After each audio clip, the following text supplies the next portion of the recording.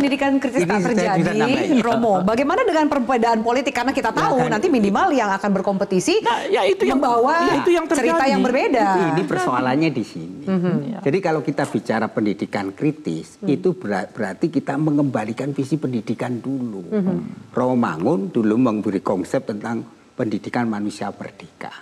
Pendidikan kritis dimulai oleh Romangun. Mulai hal yang sederhana. Anak kita itu sulit bertanya. Maka Romangun membuat sekolah bangunan dengan sekolah pertama pendidikan itu dimulai dengan belajar bertanya. Mulai di situ. Oke. Ya, saya masuk ke sini. Silakan masuk ini. Ya, saya kira karena struktur masyarakat kita itu dan terutama yang terserap di dunia kerja itu rata-rata lulusan SMP, SMA dan bahkan ada yang SD. Karena itu proyek terbesar bangsa ini adalah investasi terbaik di dunia pendidikan. Dan itulah instrumen terbaik untuk meningkatkan human capital, modal manusia. Karena apa?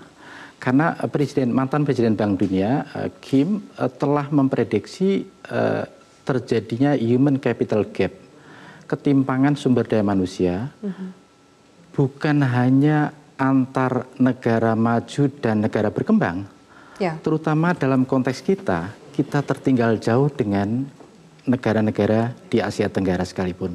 Kita tertinggal jauh dengan Malaysia, Vietnam, Thailand, dan apalagi Singapura, tetangga dekat kita. Tapi syaratnya, Mas Sukidi, karena itu syaratnya itu harus ada perubahan paradigma pendidikan. Perubahan paradigma pendidikan hanya dimulai dengan transformasi guru.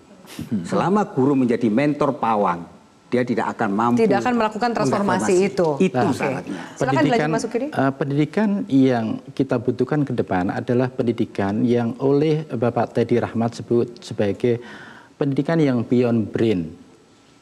Yang tidak mengacu pada hanya soal otak, tapi soal budi pekerti. Karena itu pendidikan Pancasila menjadi pintu masuk penting untuk membangun bangsa ini agar kita tumbuh menjadi bangsa yang kuat secara moral.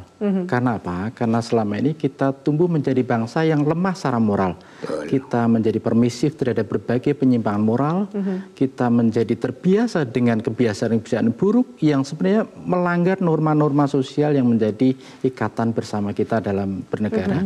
Itulah sebabnya agar bangsa ini tumbuh dengan karakter yang kuat, dengan moral yang kuat, kita perlu melakukan pendidikan yang menyeluruh.